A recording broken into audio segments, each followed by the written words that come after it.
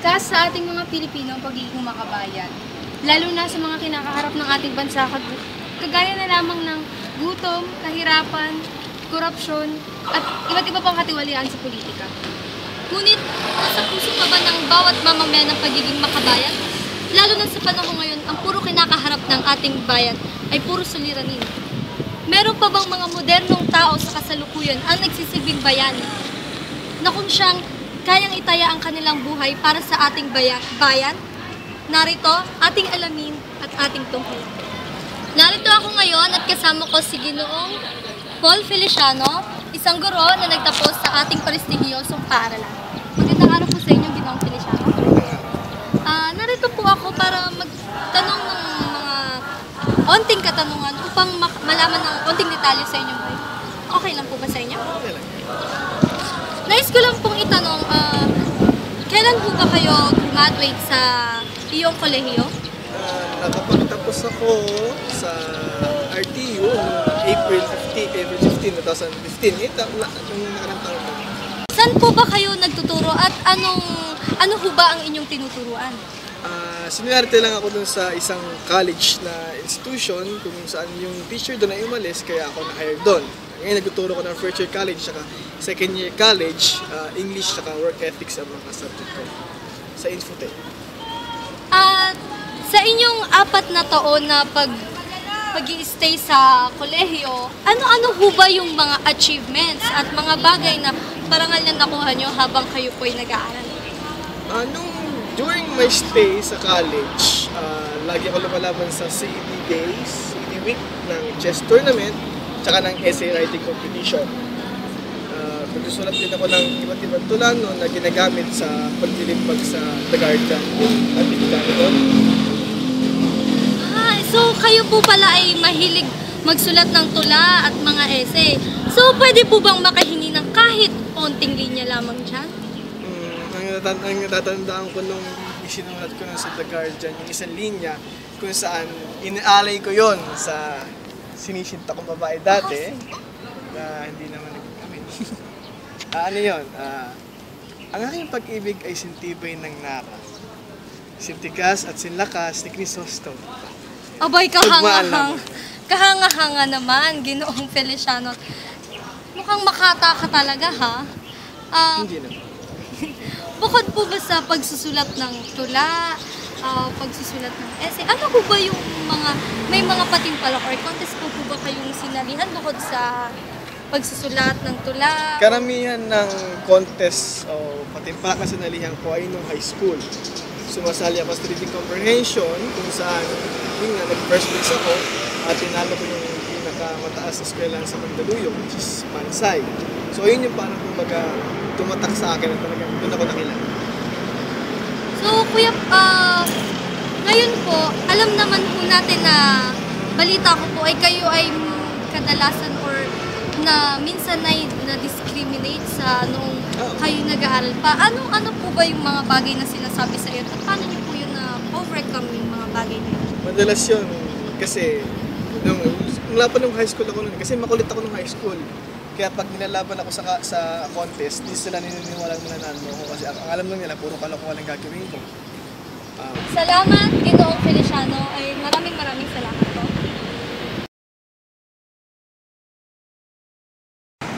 Kasama ko ngayon si PO2 Fritz Von Hilario upang mapatunayan na sa ating lipunan ay mayroon pa ding mga modernong bayani. So, saan po kayo graduate at kailan? Graduate ako sa Iloilo Doctors College from 2002 to 2006. Ilang taon na po kayo sa serbisyo ng pagiging isang pulis? I think nasa almost 8 years and 5 months na ako sa service.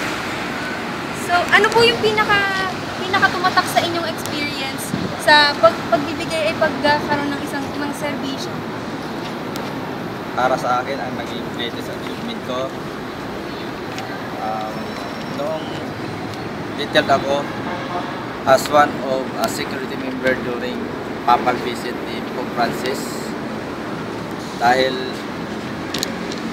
noong nag-establish kami doon dahil sa araw-araw namin nakikita si Pope Francis sa ilang araw siya dito na namamalagi sa Pilipinas, sa atin.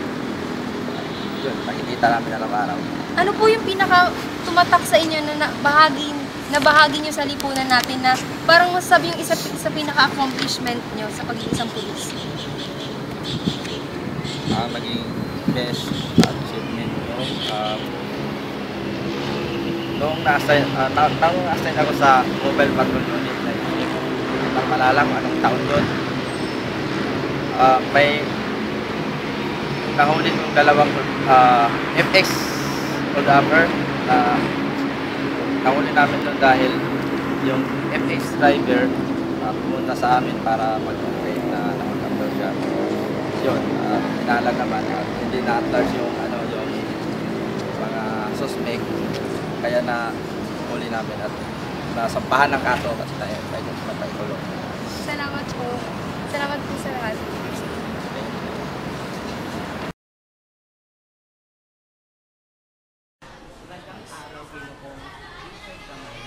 Ako nga pala si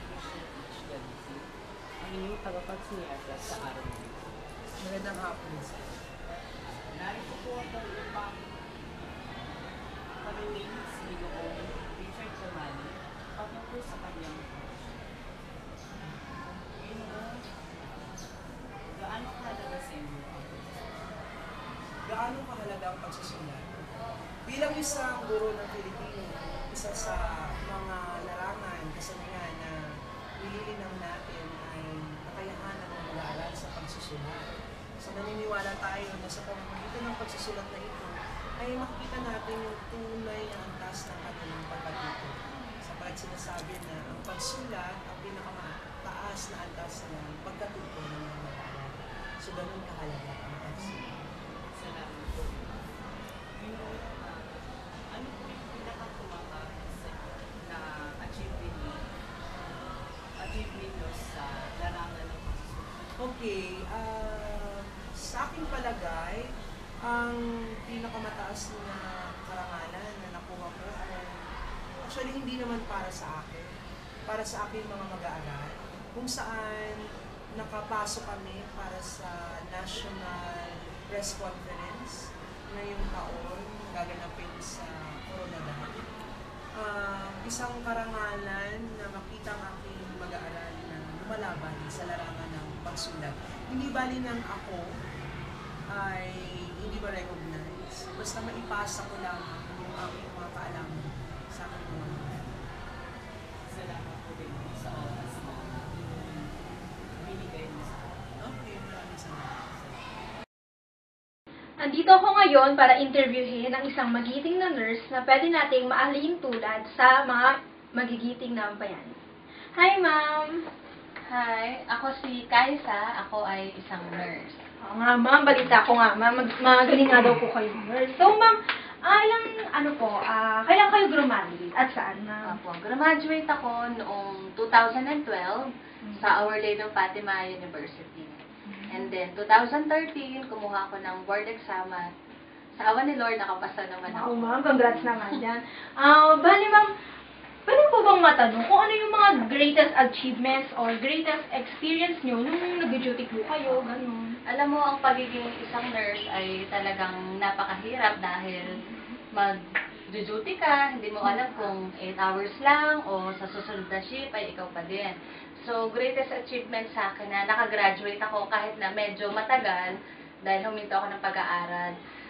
At saka, yun nga, nung nakapasa ako ng board exam, isa din ito sa mga greatest achievement ko. At yung mga experience sa duty, ayun nga, talagang naalala ko, may duty ako ng 7 p.m. hanggang 7 a.m. So, pinaka na-enjoy ko doon yung sa delivery room. Yun nga, yung mga anak ang mga ina. Na kung gaano kahirap sila mga anak at kung gaano kahirap talaga ilabas yung kanilang sanggol. So, yun. Eh di ma'am, nahihirapan kayo nun? Or masaya lang po ba kayo? Or Mahirap ano po siya, pero kung nag-enjoy ka naman, kung mahal mo yung ginagawa mo, mahirap na magiging masaya ka na din. Galing naman, ma'am. So, ma'am, Siyempre, ma'am, para sa amin, ilalagtulad namin kayo sa isa sa magigiting na bayani. Ma'am, ano po pwede niyong i-message ngayon? Kasi po, ang dami pong siyempre mga kabataan or let's say kahit sinong tao na hanggang ngayon talagang tumutulong pa rin sa kapwa nila. Ano pong pwede niyong i-message sa iba para maging katulad po nila? Ayun. Ang maipapayo ko sa kanila, no, sa mga kabataan natin ngayon, kung unang-una, kung saan ka masaya, yun ang kunin mong kurso. Tulad ako, nursing, dahil gusto ko talagang tumulong sa mga may sakit. At huwag i-give up. Dahil ako, huminto ako ng pag-aaral ko, pero ito, nakagraduate ako. At nakapasa ng 4th exam. At ngayon, isa na nga akong nurse. So yun, huwag kang i-give up at mag-aral ng mabuti. Ma'am, salamat ma'am. Thank you very much. Thank you. Magandang hapon. Ako nga pala si Ania Mayan Tontones, sa inyong tagapagsiyasan. Magandang hapon din ako. Maaari po ba kayo makapaningin sa akin? Sure. Maaari ka po bang magbahagi ng mga bagay na patungkol sa sarili ninyo? Okay. Ako si Jake Robert G. Palanog, 16 years old. Ipinanganak at naninirahan dito sa Mandaluyong kasama ang nanay ko at saka yung nag-iisa kong kapatid. Currently, I'm first year college, BSE in Math, RT. Ako na gusto kong itanong sa inyo patungkol sa talento niyo sa pagtitinda. Okay. So, saan po ba kayo humuhugot ng inspirasyon sa tuwing tinitinda kayo? Inspiration. Actually, as a painter, kailangan yung pag-isip mo, yung point of view mo sa pagkuha ng inspiration, malawak. Kasi, halimbawa, dito, sa mga, kahit dyan lang, sa may kapaligiran mo, pwede ka na dyan kumuha ng inspiration. Pwede ka rin kumuha ng inspiration through music. Pwede kaya sa mga movies, o di kaya sa mga novels na nababasa mo. Pero, ako kasi yung tipo ng nagpipinta na kumukuha ng inspirasyon sa mga nangyayari sa buhay ko, yung mga bagay na hindi ko kayang mag-react directly, dinadaan ko sa pagpipinta. Ganun po ba? Gano'n naman po kahalaga sa inyo ang pagpipinta? Mahalaga siya sa akin sobra kasi, di ba nga, sinabi ko kapag may mga bagay na hindi ko kayang express yung sarili ko or di ko kayang mag-react directly, yun yung dun ko ginagamit yung kaya magpinta. So, kung sakaling mawawala yung kakayahan ko ng pagpipinta, siguro napakalaking dagok nun para sa akin kasi yun nga, parang napilayan na rin ako kasi tulad nga yung sinabi ko, isa yun sa mga bagay na pinakamahalaga para sa akin. So, huling katanungan na lang po. Sa lahat ng mga ipinenta ninyo, alin doon yung pinakatumatak sa inyo at bakit? Siguro nung 4th year ako, yung ginawa ko kasama yung best friend ko. Kasi actually hindi naman kagandaan yung painting ngayon. Pero kasi yung mga memories, yung mga happy moments na nakapaloob sa may painting na yun. Kumbaga yun yung nagiging, nagpo-portray ng siya yung pinakamaganda na opera ko.